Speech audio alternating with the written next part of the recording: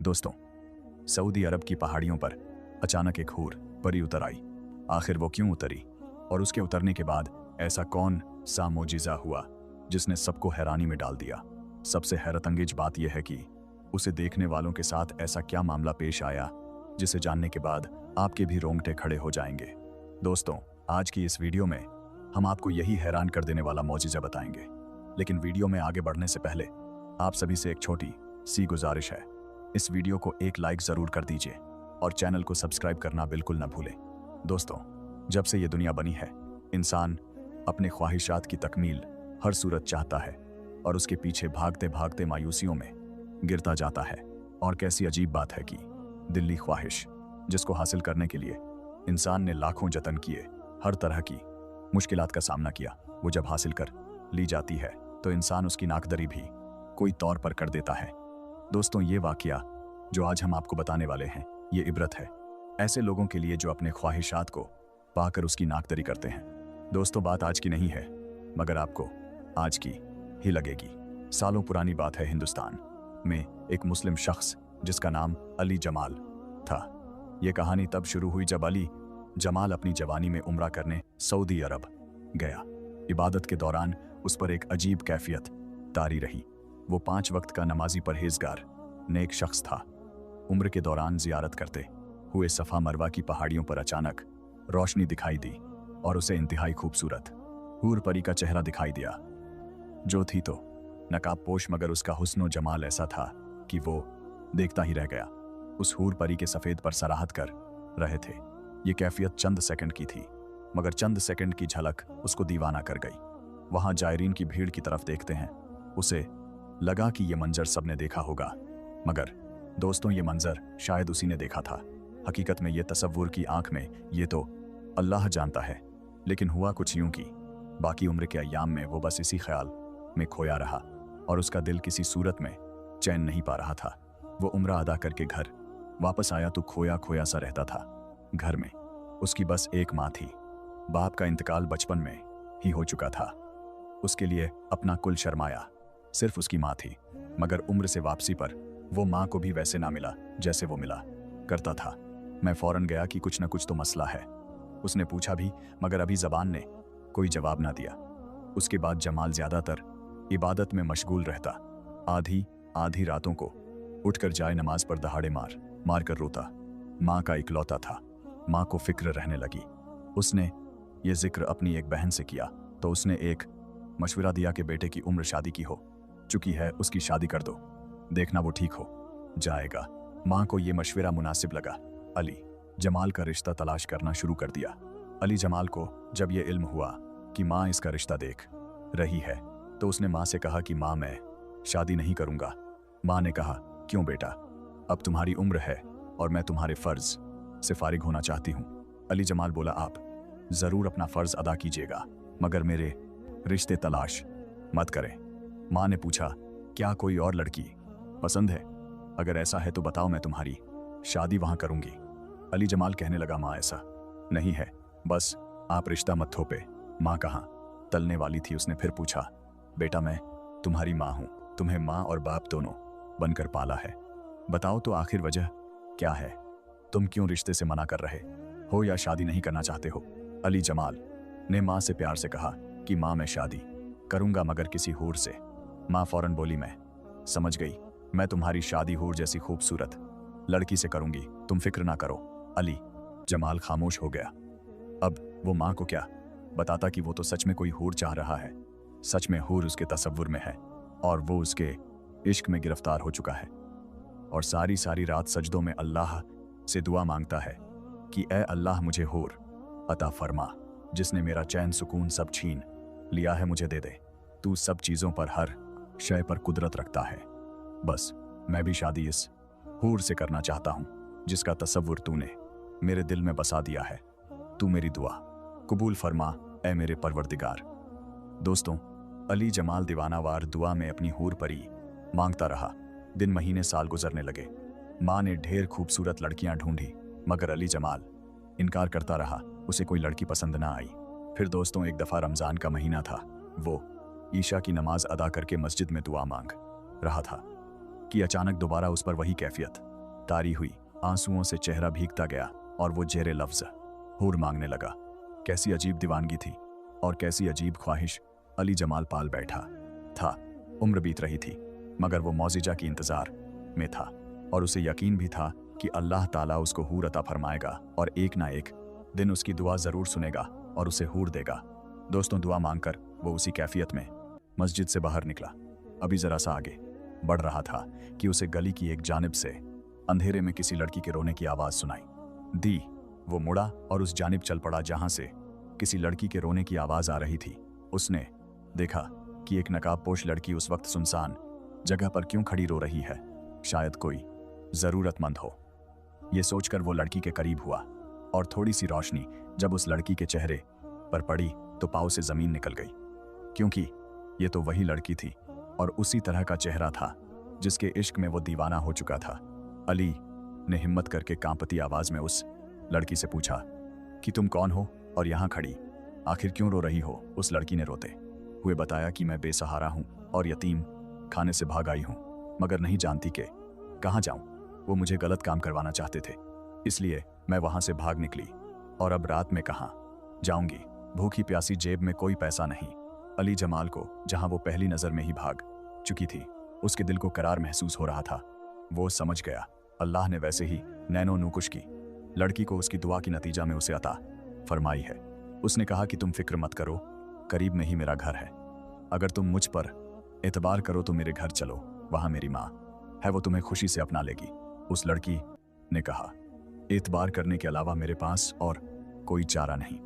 फिर अली जमाल उस लड़की को घर ले आया, फिर घर लाकर उस माँ से मिलवाया और सब बताया। माँ ने जब उस लड़की को देखा और कहा कि परेशान मत हो, मुझे अपनी माँ समझो, ये आज से तुम्हारा घर है, तुम्हारा नाम क्या है। उस लड़की ने अपनी बड़ी बड़ी आंखों से माँ को देखा और एक नजर अली जमाल को और बोली, मेरा नाम हुरैन है। अली जमाल ने नकाब में ही उसे देखा था। वो अली जमाल के सामने हमेशा मुंह ढांप कर आती थी, पर्दे की पाबंद और 5 वक्त की नमाजी नेक लड़की थी।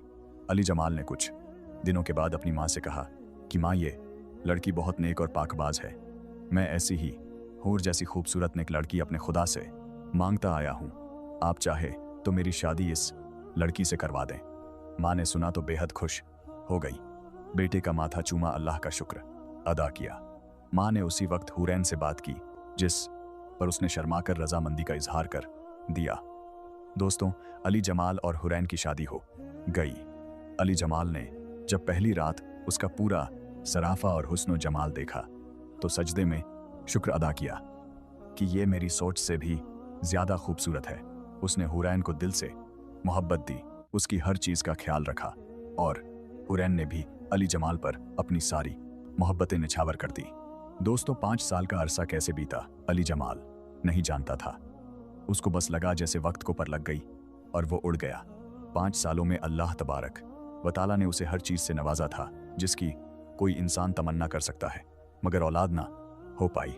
माँ ने 5 साल सब्र किया, मगर अब उसका सब्र का पैमाना टूटने लगा, क्योंकि उसको अपने बेटे से नस्ल की ख्वाहिश थी। उसने बेटे से बात की। बेटे ने कहा, नहीं माँ, ऐसा सोचना भी मत, मुझे उससे मोहब्बत है। अगर उससे औलाद होगी तो ठीक, वरना मैं कभी भी उसका दिल नहीं तोड़ूंगा। मगर माँ ने तो जैसे इस बात की जिद पकड़ ली। अब दोनों में थोड़ी सख्ती आ गई। हुरैन तो कभी भी अली जमाल से उसकी माँ की तानों का जिक्र नहीं किया करती थी, मगर अली जमाल उन सब बातों से चिड़चिड़ा हो गया। वो हुरैन को बात पर गुस्सा हो जाता। एक दिन माँ से अच्छी भली गर्मी सर्दी हो गई। वो कमरे में आया और खामोशी से बेड पर बैठ गया। उन्होंने कहा कि आप क्यों परेशान होते हैं, मत हो, आप माँ की ख्वाहिश पूरी करें। मैं तो आपसे मोहब्बत करती हूँ और इस घर के अलावा और कहाँ जाऊंगी, मेरा तो सब कुछ है, मगर आपको दुखी नहीं देख सकती, आप दूसरी शादी कर लें, मेरा मत सोचें। तो अली जमाल ने कहा, नहीं हुरैन, मैं कभी भी दूसरी शादी नहीं करूंगा, मैं तुमसे मोहब्बत करता हूँ। वो मुतमईन हो गई। दोस्तों, कुछ वक्त और बीता और तलखियां बढ़ती चली गई और हालात ने अली जमाल को सोचने पर मजबूर कर दिया। उसके अंदर भी औलाद के ख्वाहिश ने जन्म ले लिया और एक दिन गुस्से में उसके मुंह से हुरैन के लिए ताना निकल गया कि तुम तो मुझे औलाद जैसी खुशी तक ना दे सकी, तुम बांझ हो, मैं बेनस्ल रह जाऊंगा।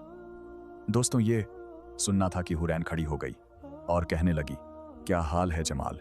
देखा अपनी दुआओं का नतीजा। अली जमाल ने हैरानगी से ना समझने वाले अंदाज में हुरैन को देखा।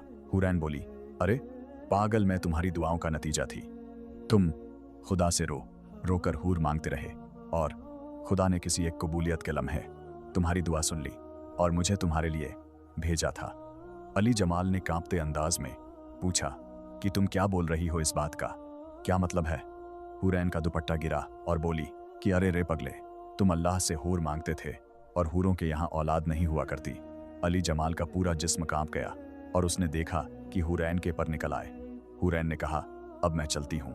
बेशक इंसान बड़ा नाशुक्रा है, अपने ख्वाहिशों के लिए ही मारा जाता है। ये कहने के साथ हवा में फड़फड़ाने की आवाज के साथ नजरों के सामने से ओझल हो गई और अली जमाल पागलों की तरह देखा रह गया। ये ख्वाब था या हकीकत? क्या उसने अपनी दुआ ही को खो दिया, नाशुक्री कर दी? दोस्तों, यकीनन ये कहानी सुनकर आप इबारत हासिल करेंगे।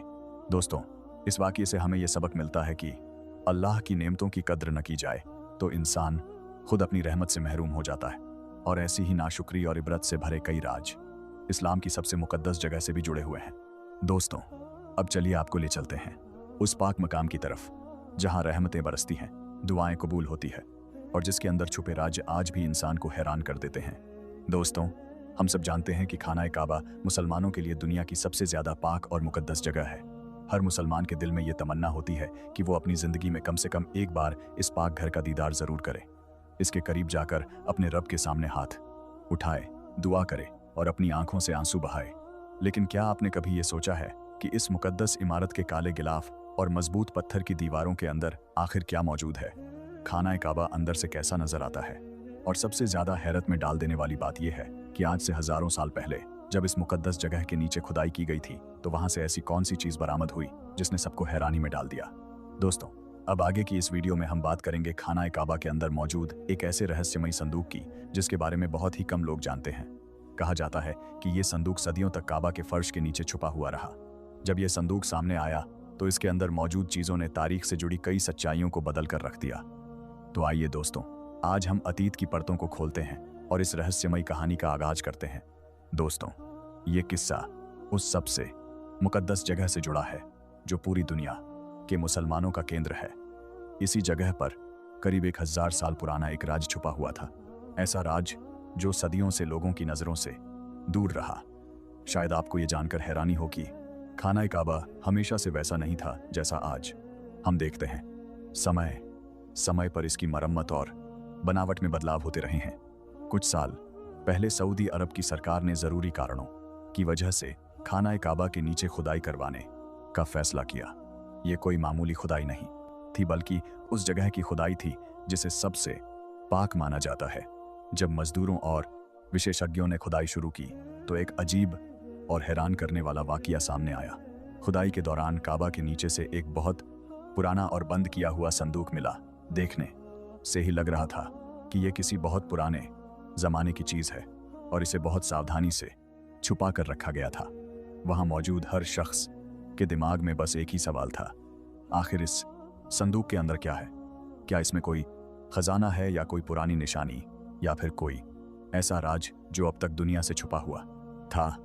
इन सवालों का जवाब जानने से पहले जरूरी है कि हम खाना काबा के अंदरूनी हिस्से को समझें ताकि इस संदूक की अहमियत को ठीक से समझा जा सके। दोस्तों, जब कोई खुशकिस्मत इंसान खाना काबा के सुनहरे दरवाजे से अंदर जाता है जिसका वजन करीब 280 किलो है और जो खालिस सोने से बना है, तो वो एक ऐसी जगह में दाखिल होता है जहां सुकून और रूहानियत महसूस होती है। काबा का अंदरूनी माहौल बाहर की भीड़ भाड़ से बिल्कुल अलग होता है। अंदर दाखिल होते ही एक अजीब सा सुकून दिल में उतर जाता है। जैसे ही आप अंदर कदम रखते हैं, सबसे पहले जो चीज आपका स्वागत करती है वहां एक बहुत ही प्यारी और जानी पहचानी खुशबू फैली होती है। ये खुशबू किसी आम परफ्यूम जैसी नहीं होती, बल्कि इसमें कस्तूरी, गुलाब जल और अंबर को मिलाकर बनाई गई एक खास खुशबू होती है जो सदियों से खाना काबा को महकाने के लिए इस्तेमाल की जा रही है। ये खुशबू इंसान के दिल और दिमाग दोनों पर असर डालती है और एक अलग ही सुकून महसूस कराती है। दिलचस्प बात यह है कि काबा के अंदर का फर्श संगमरमर का बना हुआ है, लेकिन ये कोई आम संगमरमर नहीं है। ये बेहद खास सफ़ेद संगमरमर है, जिसके किनारों पर काले रंग की संगमरमर की पट्टियां लगी हुई हैं जो इसकी खूबसूरती को और बढ़ा देती हैं। काबा की दीवारें भी संगमरमर की बनी हुई हैं। इन दीवारों पर हरे रंग के खूबसूरत पर्दे लगे होते हैं, जिन पर चांदी के धागों से कुरान की आयतें खड़ी हुई हैं। ये पर्दे छत तक लगे हुए हैं और अंदर के माहौल को और ज्यादा पाक और बरकत वाला बना देते हैं। खाना काबा के अंदर 3 खंभे मौजूद हैं जो इसकी छत को संभाले हुए हैं। ये खंभे लकड़ी के बने हुए हैं। हैरानी की बात यह है कि यह खंभे आज के नहीं बल्कि करीब 1350 साल पुराने हैं। इन्हें अब्दुल्ला बिन जुबैर के ज़माने में लगाया गया था और ये दुनिया की सबसे मजबूत लकड़ी से बनाए गए थे। इसी वजह से इतनी सदियां गुजर जाने के बाद भी ये खंभे आज तक अपनी जगह मजबूती से खड़े हैं और वक्त का इन पर कोई खास असर नहीं हुआ। इन खंभों के बीच कई खूबसूरत फानूस और लैंप लटके रहते हैं जो काबा के अंदर को रोशन रखते हैं।